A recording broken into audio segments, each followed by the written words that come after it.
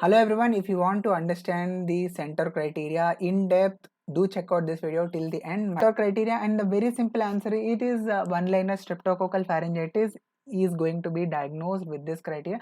But how can you remember the contents of this criteria? Very easily you can remember. Usually streptococcal pharyngitis is seen associated in children. That is one thing, and children are the ones who take excessive amounts of chocolate, sugars, biscuits. So with that, just attach this cave. Okay, so attach cave, and remember that in cave we can get all the sugary substances, chocolates. So with this I will tell you what is the cave and what is it going to stand for, and how can you diagnose the streptococcal pharyngitis with CAFE, which is a part of CENTOR criteria. So before that, let us see students who answered yesterday's question correctly. In the YouTube I asked, so the wedge-shaped hypergranulosis, which can be seen in lichen planus in the histopathology, correlates clinically to, yes, very good. Ami I and Lavanya Guru answered it as Vikram Strive, very good. And also in the stratum corneum of the psoriatic patients, apart from parakeratosis, we can also see Munro's microabscesses. Very good, Lavanya Guru. And these are the students in Telegram and in YouTube who have answered today's question right. So you can see very good Desi Tachi, Bhavita, and also Lavanya Guru. Very good. So let us look at the criteria itself. So CAFE stands for, C is for cough, and very interestingly the cough should be absent. Cough should be absent in streptococcal pharyngitis. Cough should be absent, and then only we are going to give 1 point for absent cough.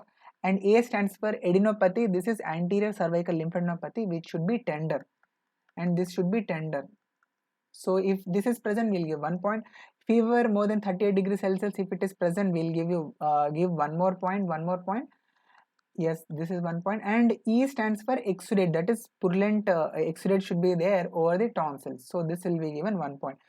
So you can see this is slightly modified criteria, and here you can see addition of the age. So if age is 3 to 14, then we will give 1 more point additionally. And you can see very interestingly that beyond 44 years, streptococcal pharyngitis is not so common, and that is the reason why it will be taken into consideration as a negative point. And what is the importance of these points? So if a person has a 0 score, then there is no need for any test, or there is no need for treating these patients. And if the score is 1, there is a chance that 5 to 10% maybe he is having a streptococcal pharyngitis. Still there is no need for any test or any need for treatment. So if the score is 2, then the possibility is up to 15-17%. We can perform a rapid antigen test to confirm the diagnosis. But if the score is 3 or more, then what happens? We have to test the patient, no doubt about that, but also we should also treat empirically if it is warranted. And you can see the probability is increasing from 35 to 50% from score 3 and more than 4. Okay, so I hope you have understood